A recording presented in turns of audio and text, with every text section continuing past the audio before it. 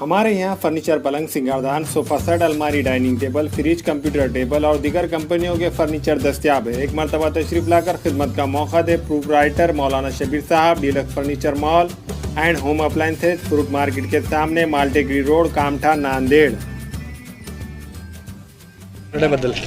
दुखवट्याबद्दल शपथ घेण्यात आला। शपथविधी हा आम्ही प्रत्येक आगारात, प्रत्येक डेपोमध्ये, प्रत्येक डिव्हिजनमध्ये साजरा करत आहोत आणि आमचं जोपर्यंत विलिनीकरण होणार नाही तोपर्यंत आम्ही आमच्या निर्णयावर ठाम आहोत। आमचा निर्णय हाच आहे की आमच्या जे 60 कुटुंब आमच्यातले रस्त्यावर आलेले आहेत, पोरकी झालेले आहेत, आमच्या त्या 60 बांधवांच्या घरच्यांना न्याय मिळाला पाहिजे। त्यांच्या फॅमिलीला, त्यांच्या घरातला प्रत्येक एक व्यक्ती कामावर आणि 50 लाख रुपये प्रत्येकाच्या कुटुंबाला मिळाले पाहिजे आणि एसटीचे राज्य शासनात विलिनीकरण झाले पाहिजे। हे आमच्या शहीद झालेल्या 60 कुटुंबापैकी 60 आमच्या शहीद अमरांची ही इच्छा होती शेवटची की राज्य शासनात विलिनीकरण झालं पाहिजे आणि जोपर्यंत विलिनीकरण होणार नाही तोपर्यंत आम्ही आमच्या निर्णयावर ठाम आहोत। या 92,000 कर्मचाऱ्यांच्या परिवारातील मागच्या काही दिवसात आमचे 60 कर्मचारी हे दुःखद निधन झालेले आहेत, हुतात्मे झालेले आहेत, शहीद झालेले आहेत। त्यापैकी ज्या दिवशी 28 ऑक्टोबरला आमचा हा संप सुरू झाला होता त्यावेळेला 36 होते।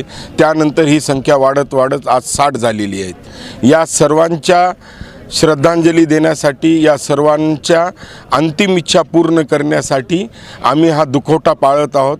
त्यामुळे आमच्या कोणाच्याही मानसिकतेत खूप प्रकारे खच्चीकरण झालेलं आहे। आमची काम करण्याची मानसिकता नाही, यामुळं आम्ही हा दुखवटा पाळत आहोत।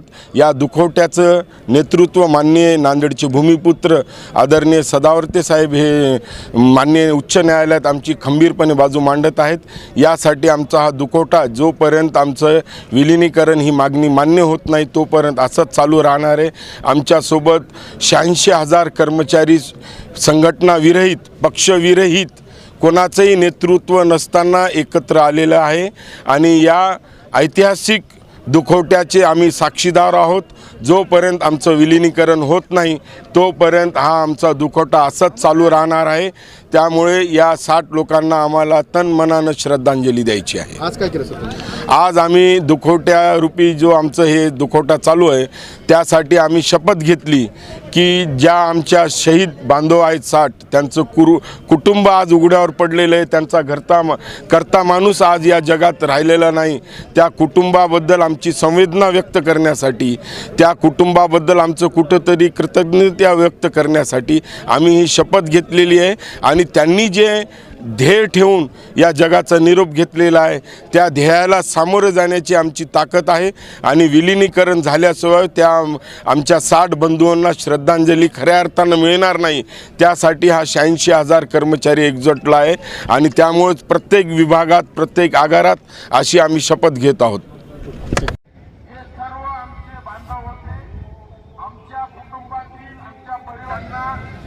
या शासनाच्या, या प्रशासनाच्या 107वा दिवस आहे आणि या दुखवट्या दरम्यान हात वर करा सगळेजण, सगळ्याला आवाज।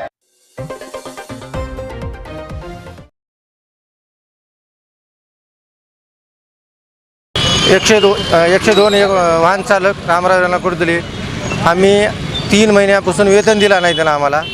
आश्रम कंपनी आणि दिवाळी बोनस नाही आम्हाला आणि मागील 40 महिन्यापासून आम्हाला थकीत वेतन दिलं नाही, कोविड भत्ता दिला नाही।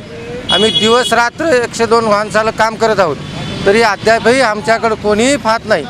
आम्हाला कालपासून आम्ही इथं उपोषण लावत, आम्हाला कोणीही विचारायला आलं नाही आतापर्यंत। आम्हाला म्हणतात की तोंडी स्वरूपात, आम्हाला तोंडी स्वरूपात जोपर्यंत आम्हाला लेखी स्वरूपात आम्हाला आदेश मिळणार नाही तोपर्यंत आम्ही काम बंद आंदोलनच ठेवणार असं ठाम। काय मागणी त्यासाठी होतात? आम्ही नांदेड जिल्ह्यातील 102 वाहन चालक असून आमची एकता संघटना आहे। तरी आमची मागणी अशी आहे की मागील 3 महिन्यापासून आमचे वेतन थकीत आहे, तरी ते 3 महिन्याचे वेतन थकीत असलेले देण्यात यावे। परत आमचं कोविड भत्ता दिलेलं नाही आम्हाला आत्तापर्यंत। त्याच्यानंतर आमचं 2.5 वर्षाचं बोनस राहिलेलं आहे आणि आमचं 40 महिन्याचं हे राहिलेलं पगार फरक राहिलेला आहे 40 महिन्याचा, ते पण अद्यापपर्यंत आम्हाला कंपनीने दिलेलं नाही आणि आम्ही वारंवार कंपनीला संपर्क करण्याचा प्रयत्न केला पण ते आम्हाला कोणत्याही प्रकारचा त्यांनी प्रतिसाद दिला नाही।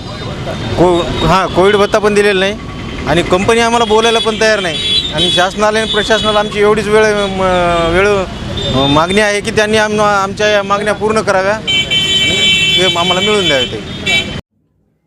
अस्सलाम वालेकुम, मैं अखिल मिर्जा। हमें उम्मीद है कि आपको हमारा चैनल अच्छा लगता होगा। लेटेस्ट न्यूज अपडेट के लिए देखते रहे नांदेड़ उर्दू न्यूज, और न्यूज के पसंद आने पर लाइक, शेयर और सब्सक्राइब करना ना भूलें।